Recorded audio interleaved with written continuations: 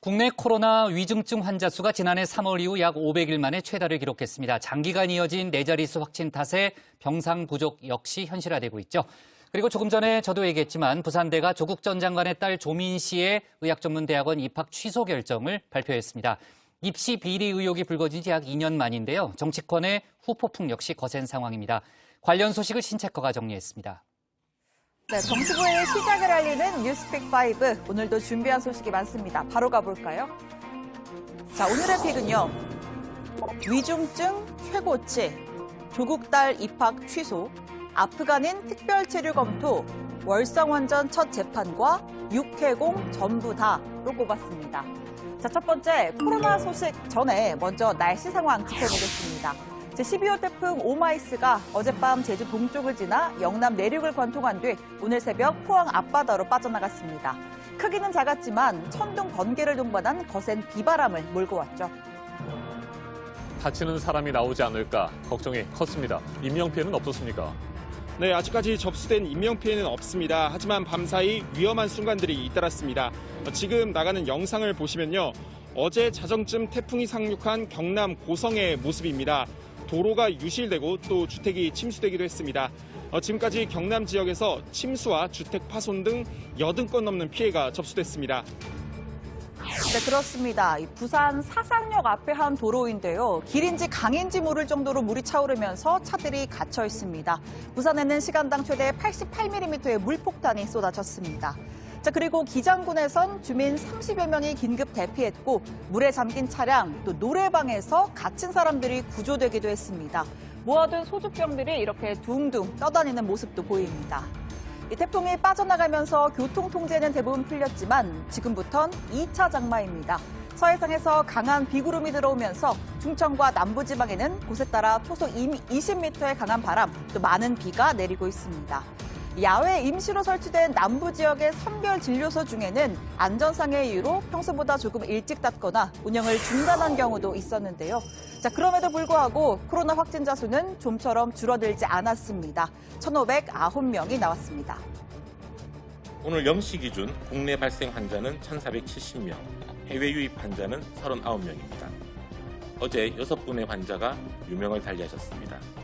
삼가 고인의 명복을 빌고 유가족분들에게도 위로의 말씀을 전합니다. 40불째 1,000명대 확진, 누적 사망자 수는 2,228명으로 늘었고요. 이 치명률이 100명 중에 대략 1명꼴입니다. 위중증 환자 수는 역대 가장 많은 420명 기록했습니다. 병상 고갈, 또 병상 대란도 현실화됐습니다. 중수본에 따르면 어제 기준 전국에서 즉시 사용 가능한 중증 환자 전담 병상은 단 252개뿐입니다. 대전과 세종에는 아예 없고 충남에는 단 1개만이 남아 있습니다. 누적 사망률이 0.94%인데 지난 예방접종 효과가 나타나고 있다고 판단되는 5월 이후에 치명률은 0.33%입니다. 확진자의 수 증가로 절대적인 사망 내지는 중증 환자 숫자는 증가하고 있는 것으로 생각을 하고 있습니다. 의료 체력의 여력은 계속 감소하고 있는 중입니다. 2,500명 이상의 환자가 계속 꾸준히 발생하게 되면은 아마 우리 의료 체계에서도 여러 가지 문제들이 발생할 수 있다라고 생각하고 있습니다. 자, 이어서 백신 소식입니다. 이 화이자 하면 지금은 코로나 백신이 가장 먼저 떠오르지만 원래는 다른 제품으로 더 유명한 회사죠. 해당 분야에선 거의 고유명사처럼 불리는 이 치료제가 바로 화이자의 제품이었습니다. I hear we're coming out with a new sex drug, Viagra. I want it. This is a revolution. I've already sold 2,000 prescriptions this month alone. It's hard to believe, isn't it? 1998년 판매가 시작된 이래 1조 6천억 원대 시장으로 성장한 남성용 비아그라. 일부 남성들에겐 성기능을 회복시켜주는 기적의 약이나 다름없습니다.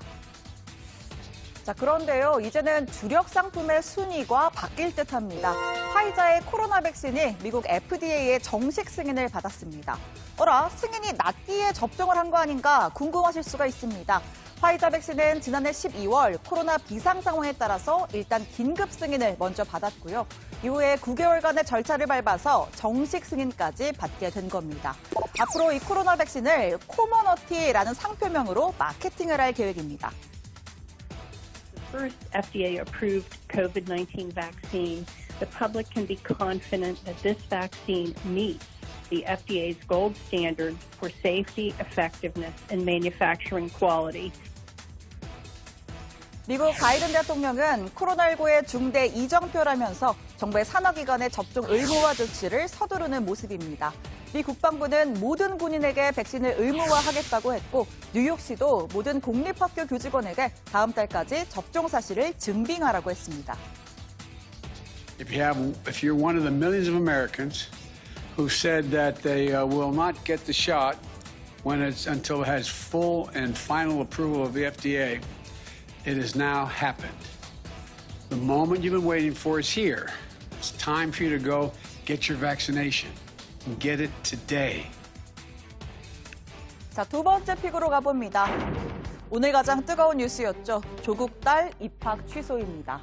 조국 전 법무부 장관의 딸 조민 씨의 의전원 부정 입학을 조사한 부산대학교가 조 씨의 입학 취소를 결정했습니다.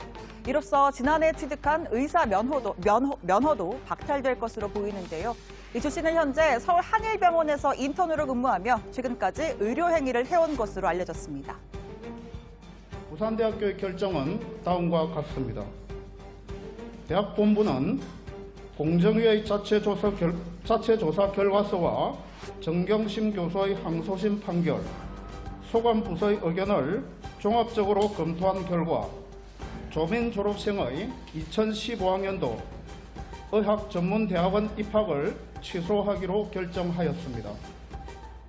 네, 부산대가 취소 결정을 내린 근거는 명확합니다. 조민 씨의 입시에 적용된 2015학년도 의전원 신입생 모집 요강, 당시에 이 모집 요강 중에 지원자 유의사항이 있습니다. 제출 서류의 기재사항이 사실과 다를 경우 불합격 처리를 하게 되어 있다라고 되어 있습니다. 자, 모친인 정경심 교수의 항소심 판결에 따르면 딸 조민 씨의 입시에 관련된 7대 스펙은 전부 다 허위로 밝혀졌습니다. 이 중에 3개는 모친인 정 교수가, 2개는 부친인 조국 전 장관이 직접 작성했다고 하죠. 제출 서류의 기재사항이 사실과 다른 경우에 해당하면서 불합격, 즉 입학 취소 대상이 된 겁니다. 자, 아버지 조국 전 장관이 즉각 입장을 밝혔습니다. 자, 그대로 한번 읽어보겠습니다. 부산대는 동양대 표창장과 입학 서류에 기재한 경력이 주요 합격 요인은 아닌 것으로 판단하고 제 딸의 학부 성적과 영어 성적이 높아 다른 탈락자가 생겼다는 근거는 없다라고 하면서도 2015년 입학 요강에 따라 입학 취소의 예정 처분 결정을 한다고 발표했다.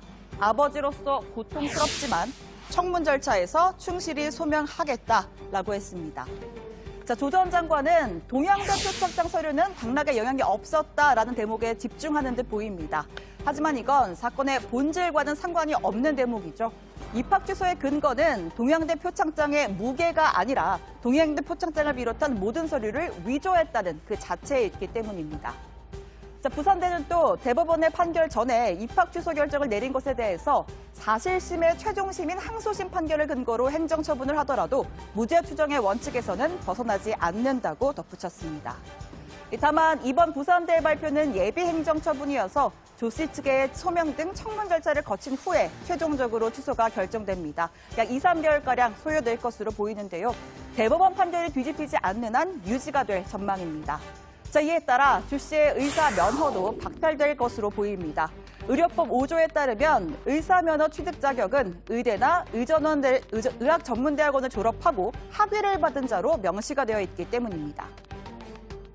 시험을 응시할 수 있는 자격 요건이 성립되지 않기 때문에 보건복지부 규정대로 의사 면허의 취소가 이루어져야 합니다. 기회는 평등하고 과정은 공정하며 결과는 정의로울 것이라던 문재인 대통령의 취임사 내용을 떠올리지 않을 수 없습니다. 권력자의 힘을 빌리지 않고 받지도 않는 표창장을 받은 것처럼 위조하지 않으며 자신의 힘과 능력으로 합격하는 것, 그게 바로 공정이며 정의입니다. 네, 의사 면허 취소는 보건복지부의 소관입니다. 복지부는 실제 입학 취소 처분이 나온 뒤에 면허 취소 행정 절차를 진행하겠다고 했습니다. 조 씨가 근무 중인 한일병원 측도 조 씨의 인턴 자격을 검토해보겠다는 입장입니다. 저는 고졸돼도 상관없다고 생각하고 있습니다. 시험은 다시 치면 되고 30에 의사가 못 되면 40에 되면 된다고 생각합니다. 근데 이제 어머니가 하지 않은 일로 저 때문에 책임을 지는 것은 견딜 수가 없습니다. 네, 조민 씨가 학부를 졸업한 고려대 측도 교내 입학 취소 처리 심의위원회를 구성했습니다. 고려대학교 규정에 따르면 입학 전형 자료에 중대한 흠결이 발견될 경우 입학 취소가 가능합니다. 7대 허위 스펙 중에 단국대 의과학연구소 인턴 활동과 논문 등은 조 씨의 고교 생활기록부에 담겨서 고려대 입시에 활용됐습니다. 자, 세 번째 픽으로 가볼까요? 월상원전 첫 재판입니다. 문재인 정부의 탈원전 정책과 맞물려서 정치적으로도 큰 파장을 불러일으킨 사건입니다.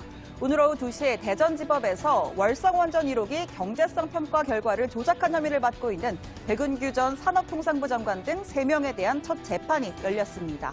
지난해 10월 감사원의 감사 결과 발표 이후 검찰의 강제 수사가 시작된 지 10개월 만입니다. 백운규 전 장관과 최이봉 전 청와대 비서관은 한수원으로부터 조기 폐쇄 의향을 부당하게 받아낸 직권남용 혐의를, 또 정재훈 한수원 사장에겐 배임과 업무방해 혐의가 적용됐습니다. 이렇게 감사장이 심한 감사는 제가 재임한 동안에 처음 있는 겁니다. 여기 자료 삭제는 물론이고 와서 사실대로 얘기 안 합니다. 산업부 장관 A씨, 백운규 전 장관이죠. 한수원이 즉시 가동 중단 방안 외에 다른 방안은 고려하지 못하게 했고, 또 한수원 이사회가 즉시 가동 중단 결정을 하는데 유리한 내용으로 평가 과정에 관여했고, 이 장관 A씨는 이를 알았거나 충분히 알 수 있었는데도 내버려뒀다라고 했습니다. 네, 검찰의 공소장에는 산자부와 한수원이 월성 1호기 가동 중단 시에 약 1조 8천억 원의 손실이 발생한다라고 청와대에 보고했지만 묵살당했다라는 내용도 담긴 것으로 알려졌습니다. 반면에 피고인들은 조작은 없었고 적법한 절차에 따랐다고 반박하면서 팽팽한 공방이 벌어졌습니다. 자, 네 번째 픽으로 가보겠습니다. 아프간인 특별 체류 검토입니다. 박범계 법무부 장관이 국내에 체류하고 있는 아프가니스탄인에 대한 특별 체류 허가를 검토하겠다고 밝혔습니다. 현재 국내에 머물고 있는 아프간인은 420여 명, 대다수가 외교나 유학, 연수 관련 목적으로 머물고 있습니다. 자, 이 중에 120명은 올해 체류 기간이 끝났는데 이걸 특별 연장하는 방안을 고려하겠다는 거고요. 박 장관은 난민 문제에 대해서도 언급했습니다. 대한민국이 국익과 인권 관점에서 적극 검토할 때라면서 난민의 주한미군 기지 수용 부분도 법률적인 분석을 해놓았다고 말했습니다. 아프가니스탄 지원 사업, 제가 한 20여 년 동안 상당한 그 금액의 원조도 했고, 또 거기 종합병원이나 여러 가지 그 프로젝트를 진행을 했습니다. 도움을 많이 준 분들이 상당수 있습니다. 이분들이 이 중에서 한국으로 이주하기를 희망하는 분들도 있습니다. 또 정부는 아프간에서 한국을 도운 현지인들의 국내 이송 문제도 검토하고 있습니다. 다만 서훈 청와대 국가안보실장은 난민 수용은 쉽게 판단할 문제가 아니다. 앞으로 신중하게 검토하겠다라는 입장을 밝혔습니다. 자, 오늘의 마지막 픽은요. 육해공 전부 다로 꼽았습니다. 공군과 해군에 이어서 육군에서도 성추행 피해를 당한 부사관이 극단적 선택을 시도한 사실이 뒤늦게 드러났습니다.